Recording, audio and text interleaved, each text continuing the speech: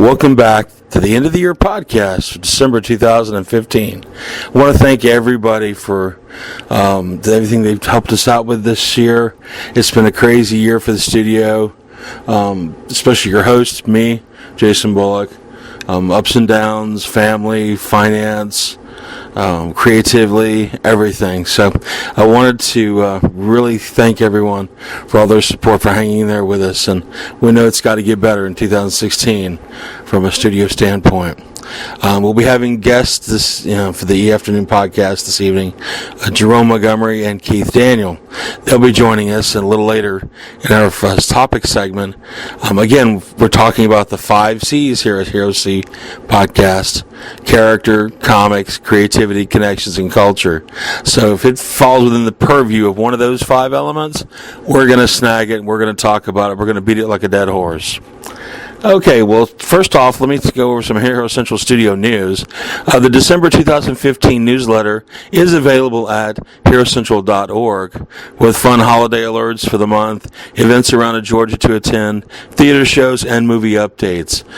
So check it out because these things are important as they often become annual events for conventions, trade shows, creative events. And so you want to mark those in your calendars to check out next year and keep up with their websites. Again, you can get that at www.herocentral.org. Sobako number 3, our kid-friendly manga series from the studio, is available now at the Hero Central store. So the third tradition with it's got extra blips. So the blip story is going to be, really enjoyable for the kids. There's a cliffhanger. So get that copy today of number 3. Read it with your kids and follow the advice on reviews for kid-friendly and kid-safe manga, as well as animes to watch as a family. Don't avoid the subculture of Japanese art and creativity with manga, comics, and anime, because there are some things out there that will help enrich your kids' lives and encourage them to read. HCU2 preview issue is also available at Hero Central Store. The new saga coming out in the Deep Space Saga in the Hero Central Universe series from the studio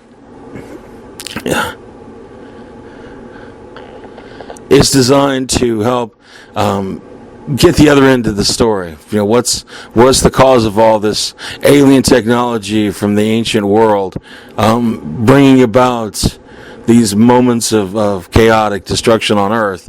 Well, it's just an actual plan from long ago, from a distant galaxy. Not to steal the phrase, but from far, far away. So you definitely want to check out the preview because it's a great series coming up in January of 2016. Webcomics updated this last week include Captain Number 9, Guaylo Pax, and Into Deep. All of those are free over at HeroCentral.org. Go check out the continuing stories of our crazy little cast of characters. Now, you really will enjoy it. I would guarantee it. The studio has been working with Jermaine Web Design on completing a backup story for his ongoing series, Twilight: The Battle of Spiritual Warfare. It's called The Switch. It will be supporting story in the regular releases over several issues from Jermaine Webb. I actually have written the story. Art has been provided by Jayon Alfred, and Adrian Daly will be taking over those art duties. So check it out at www.germainewebbdesign.com. That's www.germainewebdesign.com. Okay, guys, it looks like everybody is now piled into the room, so we're going to take a round-robin discussion on a few topics. Okay, we are back with Keith Daniel and Jerome Montgomery. Hello there. Hola, ¿cómo está? Bien, ¿y tú? Didn't know this was the international edition, did you? Great, the end of the year. Thank you, guys. I really appreciate you coming back and helping me out with this segment of the podcast. Absolutely. No problem. You guys are just talkative, aren't you? Oh, you're the host. Oh, that's right. Thanks a lot for the reminder. Yes, host. I mean, well, we're just the guest. Okay. You've not listened to his podcast when I'm on, have you? No. I tend to run away with the show. Yeah, he does. But that's okay. That's why we enjoy it. You had a very long year of crazy things happening. Cray. Yes, exactly. So I guess we're going to talk about 3 or 4 things this time. I did want to mention our first item was that Georgia has actually added a couple of new shows for those who are keeping track for next year. In December, Conyers Toy and Comic Show will now be an annual event, usually December 6th, first weekend of December. And then there's another one in Tunnel Hill called Paper or Plastic Comic and Toy Convention. Well, where's Tunnel Hill? My thoughts exactly. Well, it's down on off of I-75 going south. Okay. I guess, it's past. Clayton County? Yes. Oh, okay. Yeah, it's a free show. It's a one-day show. But I just found it to be an odd name. Yeah, paper or plastic. That's bizarre. Yeah, at first I thought they were holding it at like a grocery store. Oh, wow. And I just now realized this today. This going on right now. It's probably over by now. Yes, December the 12th. I don't think we can make it down there. Maybe we could call the doctor and get him to, take us back in time, or Doc. So did you go to the one in the Conyers Toy and Comic Show? Yes, actually I did. And how was that? For a first show, it was not bad. Between 10 a.m. to 4 p.m. I would recommend to them not to put on the flyer. Look for the large helicopter at the American Legion as a landmark direction, because I know there's a lot of people that have never been to Conyers unless they're coming off of 20. Yeah. They don't know to look to the left and see that little helicopter next to the cemetery. The little helicopter? Little helicopter. Yeah. For the listening audience who's never been to Conyers, it's actually a full-size helicopter. I don't know my aircraft, so I don't know what kind of helicopter it is, but it sits up off of a small metal... It's a post. Yeah, a metal Huge post. It easily sits up at least about 15 feet up in the air, so, I mean, you can't miss it. Well, you can if you're paying attention to the road. But, yeah, it's there. Yeah, I know that was actually flown back in Vietnam in the end of the 60s, so that's why they actually brought it into one of the elements of the VFWs. Mm-hmm. It was one of the promotion of positive change after the wars, to go to every American Legion, and have some type of machine or apparatus involved in a war put out up front so people could actually see the equipment that were being used to defend the country. Yeah. So I think the show, the more people apply and come in to do it, it'll get a bigger audience. They had fine as far as your advertising. Mm-hmm. Facebook didn't have a website though, which kind of threw me off a little bit. That is a little bizarre in this day and age. Yeah, it's standard to have a website. Not even a Facebook page? Well, they did, but it didn't do anything other than just say, "Join us. Here's the thing," and then even comments in the forum, about how things were going. Huh. And so I think it didn't get the fervor and advertisement that it could have for that show to be bigger. If I had known about it, I would have tried to go myself. I didn't even know about it. Exactly. Well, that's evidence right there of poor marketing for their show. Yeah, even in the local areas. Okay. Maybe we'll just keep a better eye. And see, paper and plastic con, that makes me think it's a retail grocery store convention. Would that be paper or plastic, sir?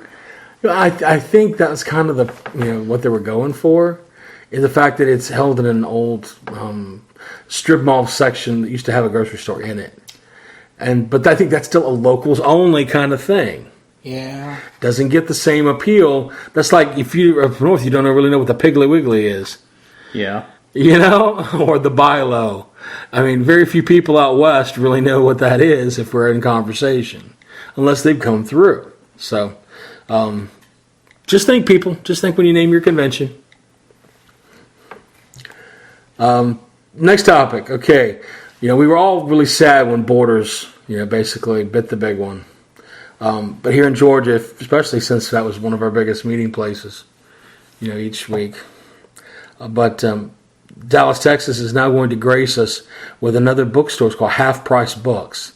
They're planning on, according to their website at Decatorish.com, to open up. I know it's Decatur, ISH.com. In other words, somewhere they're aiming for Decatur, but it might not necessarily be exactly in Decatur. Right. They'll be opening it in spring 2016, the first of like 3 or 4 stores around the state. They're going to be focusing on used books, new books, CDs, DVDs, and even vinyl. So you'll see comics, you'll see regular sci-fi, all genres. But I think they're going to deal with a trade system too, which is pretty cool. If you're going to deal with that, if you want to, I don't know how much, you probably get store credit for some of these things, but unless you're looking for some really esoteric book or something that's not available, then definitely want to check that out. I'm against bookstores now. You're against bookstores? Yeah. Why would that be? Because I work at the public library, and you should always come to the public library to get your books. Dun, dun, dun. No, I'm just kidding. Yeah. I miss Borders. No, God, I do too. But I'm so far out now that anything that doesn't come from Amazon is basically not worth my time. Oh my! Well, there you go. What can I say? That fills the void. I actually have money in my bank account now. So, speaking of filling the void, since Borders has gone downhill, I'm not a big Barnes & Noble fan. I haven't been. Same here. And that's why I'm really happy at least somebody else is coming in with something else new. But I had to go ahead and order, through Drive-Thru RPG, the 20th edition of Mage. Mage? What's that? Oh, I should just slap you across the table right here. It sounds like that'd be boring. Oh my gosh. Mage has been out, can you believe 20 years? God, we're old. Yeah, I know, and so geeked out over this. That's sad. Yes, I know. Well, rightfully so. I mean, for the listening audience, we've all been friends for a very long time. And we've actually been a gaming group, and we've played this game on and off for the better part of a decade now. Mm-hmm. Oh my God, a decade. Dang. But this has been our go-to game. So yeah, there's been a game of this here and there, and a game of that here and there, but our staple, our foundation, has been Mage. Yeah. Right, even when it was White Wolf originally. Yep. Yeah, and isn't On Express ready to sell to someone else?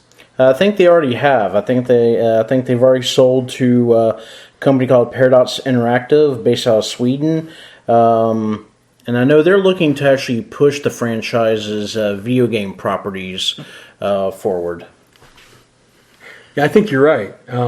When I was checking with Phil Bricado, who helped oversee, he actually owned Onyx Path. Mm-hmm. He said that they went ahead and purchased all the properties and to go ahead, because they actually have just started Changeling 20th Anniversary Edition. It's now on Kickstarter to raise money. I'm not sure if I'm too thrilled by that. You had to have a certain type of person to really get into that game. Yeah. And not everybody, didn't fit everybody. Did they do a Vampire 20th edition? Yes, they did. Yeah. Yeah, they did. I'm sure, yeah. That was a dumb question. Of course they did. That's the foundation of what it was, the Masquerade. Yeah. Yeah, but if you don't know what the 20th editions of these games are, at least I can't speak for the other versions, the other games, because I haven't looked at them, but I got my hands on the 20th edition Mage book today, and what's great is it includes most of the source books, all under one cover. It's a pretty massive book. It is $65. When you consider that contained in that book, if you were to try to, back in the day, buy the main book plus other supplements, you're easily dropping more than double that.